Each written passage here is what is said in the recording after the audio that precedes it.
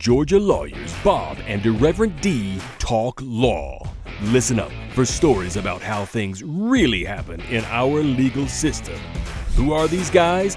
Dwayne Singleton, Irreverent D, is a criminal defense attorney in the state of Georgia. Benjamin O. Benson, aka Bob, is a personal injury attorney in Atlanta. On today's episode, Irreverent D goes back to the farm. You had to get up in the morning, you had to feed the cows, you had to chickens and all this kind of stuff. And then Bob takes it up a notch. Milk goats. I had to clean out the chicken coop. And then they speak in parables. In the morning at 5 o'clock when the goat is bleeding, the goat has got to be milked. That's right. That's right. And Bob reflects on a lesson. When I was growing up, I remember very distinctly, and I still hear it in the back of my mind, you don't work, you don't eat. Now, sit back and take a listen as Bob and Irreverent D talk law. You didn't realize that was from the Bible? I didn't realize that was from the Bible. I'm a pastor's kid. I didn't know that was from the Bible. The man who does not work shall not eat. That's right. You don't work, I heard you that don't one, eat. and it rains on the just and the unjust. It rains That was when on all of the kids got spankings at the same time. Yeah, I don't care which one of you did it. You're all in trouble for it. that's right. Well, you want to get to the news? Oh, are we going? I don't know. I think they're probably. Hey, To good let's hit another episode. All right. And now, the news. What you got? All right, we're gonna. We used to go through these daily reports and say Glanville will rise to Atlanta Judicial Circuit Chief Judge. Boring, but I think we can just skip over that. We've already That shtick. I think we played that shtick out. Right? Yeah. What you got? All right, so this is actually really interesting. You and I were talking about this before. There's this movement now that the Georgia Assembly is back in action. Back working at it. Sorry, I didn't mean to say in action. I meant to say back in Session. action. All right. So there's this movement to pass legislation in the state of Georgia that would allow jurors to hear what the potential sentences for criminal indictments or criminal charges would be if they find that the defendant is guilty or not guilty. So I think it's a great idea for the jurors to know, because I think too many times the jurors don't even understand, even though we're trying to explain it, felony or misdemeanor, they don't know what that means or what the sentence is going to mean, and the jury thinks, well, this is a lesser charge than this, and so they find them guilty of this charge instead of the other one, and then the charge they find them guilty of has a mandatory life sentence. And then, the judge is sentencing at the end of the case, and you see the jurors out in the audience watching, and they're like, what? And they start crying, I don't understand how this works. I guess when I've been watching the news, I hear about jurors deciding whether a person gets the death penalty or not. What are you saying? So that's in a death penalty case. So that's a separate phase of a death penalty trial. Okay. So a jury will make a decision about whether a person here in Georgia gets a death penalty or not. This is talking about just regular old cases. Okay. So you've got a trafficking charge and a possession charge. You're charged with both of them because sometimes they'll kind of stack you up with a bunch of charges. You're still making it too complicated. Let's dumb it down even more. Okay. The jury's supposed to decide fact. Hang on. Let me do it my way. Okay. I get pulled over. Yes. I get pulled over in Harris County. Right. We'll tell the Harris County story one other time. I'm not allowed in Harris County. So I get pulled over in Harris County, and I get pulled over for broken taillight. Okay. And I get charged with endangering public or something like that by having a broken taillight. And I have to go defend myself. I can't just pay the ticket. I've got to go there, and I'm a criminal defendant. Okay. And I decide, well, look, I didn't have a broken taillight. I want a jury trial. Right. And you represent me. Okay. And you're arguing for me in the jury trial. Are you telling me that while you're arguing our case, the jury can't know what the possible sentences are for me for endangering public? Absolutely. They can't. They can't. And in fact, you can get in a little bit of trouble even if you allude in if you stories in closing, right, that they're going to get life in the pen or something like that, or because the judge is the only one responsible for sentencing. The jury is just responsible for finding whether or not guilt or innocence of the charges. Okay, so in this particular case, Right. the jury couldn't know Right. that endangering, I just made that up. I don't know if there is an endangering public thing. But the jury can't know that the maximum sentence for me for endangering public by having a broken taillight could be 5 years in prison. Or it could be just a $60 fine. Well, and a lot of people don't realize, that you can get a year in jail for a speeding ticket, right? But I didn't know that. Right. So it would be informing the jury that, this is what the maximum sentence is for these charges, the maximum and minimum sentences. And right now they're not allowed to know. You can't. So in this them. particular case, just say maybe the judge knows me. Right. And I get convicted of this, the jury wouldn't know, well, the judge hates me anyways, and he's going to throw me in jail for 5 years for having a broken taillight. I mean, but we're taking this to like crazy levels, but I mean, that's possible. Yeah, I mean, they don't know the difference in between possession and trafficking, so they don't know the difference in between those sentences, so they don't know that this one's going to carry a much less sentence than the other. So this would allow them to have a little bit more information, because sometimes they're trying to figure out, well, maybe they did some of this, or they're not sure exactly, which they should really probably acquit, but they don't want to because they think they're got to find somebody guilty of something, But if obviously they got arrested. They're guilty. They're guilty of something. That's right. And you hear jurors say that. Well, somebody was dead. I had to find somebody guilty of something, right? And so, but they don't realize that carries a mandatory minimum, life sentence, and it would make a difference, I think, sometimes when they realize, oh, this is just 5 years and this is mandatory life. So he needs some punishment. So we'll give him this 5 years. We're not going to give him that. If this legislation passes, will juries be able to say, well, we'll convict him of this, but we only want him to serve such and such jail time? So I think there's two ways it could actually go forward. It could go forward where the juries could actually assist in sentencing, right?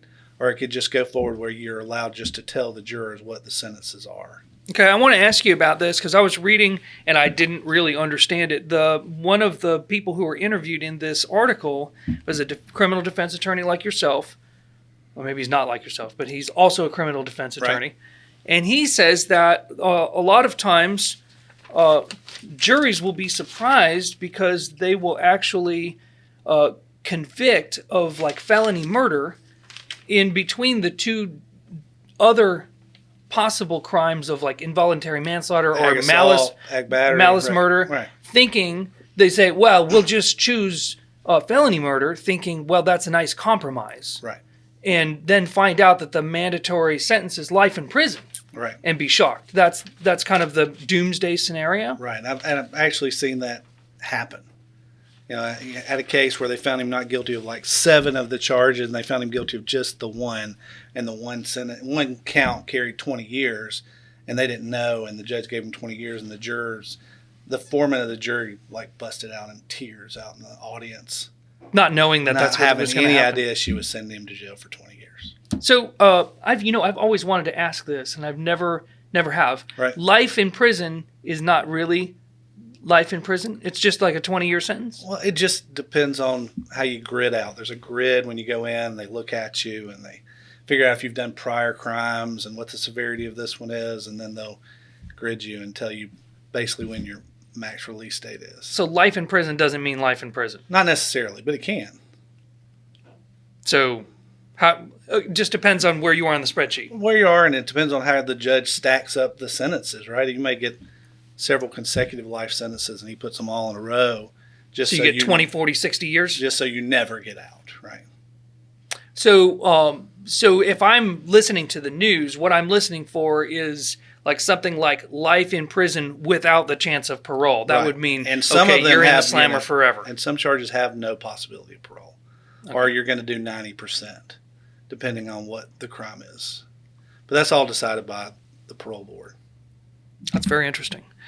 What do you think do you think this has some chance of getting through? Probably not.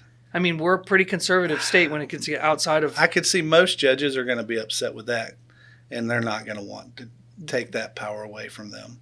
Why would they be upset?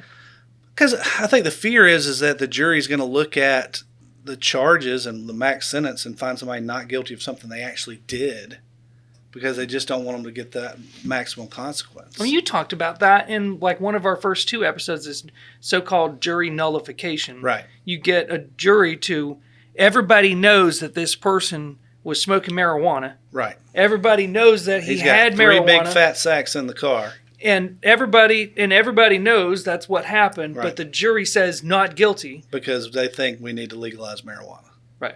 So that nullification is, okay, in spite of all of the facts that we have, we're just not going to convict for it. And nobody can second guess the jury, right? Right. And you'll even see jury nullification in cases just where the cop's an asshole. Right? Yeah. Like he's just ripping them around, beating them up and fussing, and there's all this stuff going on and maybe some racial stuff in there. And they're like, I get that he did something wrong, But he had not dude to over act like here that. should be prosecuted too, so we're going to find him not guilty. And that's what you're hoping for as the criminal defense attorney is, in spite of all the evidence, like you really ought not to convict this person. And sometimes you're gunning towards jury nullification, but sometimes they just don't have enough to prove guilt beyond reasonable doubt. And so you're just really focusing on reasonable doubt. And I always say if juries really understood reasonable doubt, everybody would get found not guilty. Because when you go back there and you talk about the case for 3 days, somebody had some doubt, Somebody right? had some doubts. And so then they just bully the other guy into coming on board, right? Well, okay. Well, that's it for the news. All right. Let's. We've got one question from our mailbag, or from Can I Sue for That? Let's see it. It's actually from the mailbag, but it's a Can I Sue for That question. Can I sue for that? Their question is, I'm going to summarize this. They went to see their doctor, Okay. and in the interview or in the interchange between her and her doctor, she said some maybe not so nice things about her doctor to her face, saying, well, I'm doing pretty well considering you almost killed me the last time I saw you. And then she would, and then Considering that malpractice she probably committed. and then I'm paraphrasing, of Right. course. So there were maybe some other choice words that she used. Then promptly found out that the doctor's practice fired her and won't see her again. Sure. So she wants to know, well, can I sue the doctor for discrimination, or can I sue the doctor because they won't see me? What's the answer? I hope you know the answer to that one. I know the answer. The answer is always, if you have a you crayon, can file the lawsuit. Right. The question is it going to be successful? That's right. Is the doctor required to treat you? Now, if he's discriminating against you because of one of the protected classes, then that lawsuit might I don't think even then. go forward. I don't think so. I mean, we would have to get like a guest on here that is an expert in those kinds of things. But if I'm just a regular old business, Right. and I don't like you because I see what you mean now. Okay, I don't like you because you're talking smack about me. Right. I can very much not. Now, I think it's smart on Not the doctor's part that if you got somebody saying, hey, I'm going to sue you for malpractice, they probably need to find another. Probably need to find physician, another doctor. right? That's right. Yeah. So I mean, yeah, you're right. If you're a business and you're Right. discriminating against that person because they're black or they're brown or they're white or whatever, yes, you can be sued. You can be sued Now, for that. could this possibly fall into medical malpractice? Because they get certain protections where you just can't sue a doctor. You've got to have another doctor say they haven't within the normal standard of care, right? Or Well, is this going to be outside of that? That would the lawsuit, if it existed, Right. would be outside of medical malpractice, because this is just the doctor as a business person. Just as a business, I'm not going to treat you. I'm not going to treat you because you're, for whatever reason. And if the doctor gets sued under some kind of discrimination lawsuit, the defense would be, well, I'm not discriminating against her because she's black or because she's white or because she's Muslim. I'm discriminating against her because I hate her. Right. Right, and that's a perfectly valid reason. So, we talked in one of the other episodes about the protected class with the hair color. That's right. Right. The hairstyle or So- the Crown Act, right? So I'm a doctor and I put a sign up and that says no redheads allowed. We will not treat. With that, No gingers. no gingers. No gingers at all. We don't like gingers here. They don't, I mean, I think you're inviting somebody to get their crown out with their $300 and file a lawsuit against them. But as of right now, that's not a crime. There's because it's nothing not wrong a with it. protected class. It's at not a this point. protected class. That's right. Gingers are not protected. So, just the South Park, they don't have a soul. It's completely okay. I missed that episode. I keep hearing it from my staff. It's fantastic. All right. Now it's time do we have enough time for questions from a 10-year-old? Always. Always. All right. Time for questions from a 10-year-old. We do not know what the question is, so this is This will be fun. It's completely spontaneous. Okay. Oh gosh, we have a minor at the bar. All right, what's the question? What is All a right. law? All right. What is a law firm? What is a law firm? I would like to say that a law firm is where one or more lawyers decide to have a business of practicing law. Wait, could you have a law firm if it's just you? I do. Yeah. Yes. I mean, I think so. The Bob Law Firm is a law firm, Right. Then you can, but it is just me. then you can hire on and associates, right? Later Right, and on, say right? and associates, right? Okay, that's what a law firm is. Cool. Bunch of lawyers doing lawyer stuff. Doing lawyer stuff. What do you, as a corollary to that, Dwayne? What does a lawyer do? We try to help people and solve problems. That's what I think we do. Right? Yeah. Like I was asked. You get yourself in a situation that either car wreck, criminal charge, divorce, and then you've got to deal with the whole legal aspect of it. So we try to help you through that process. Oftentimes, it's really difficult for us to handle the business part of it.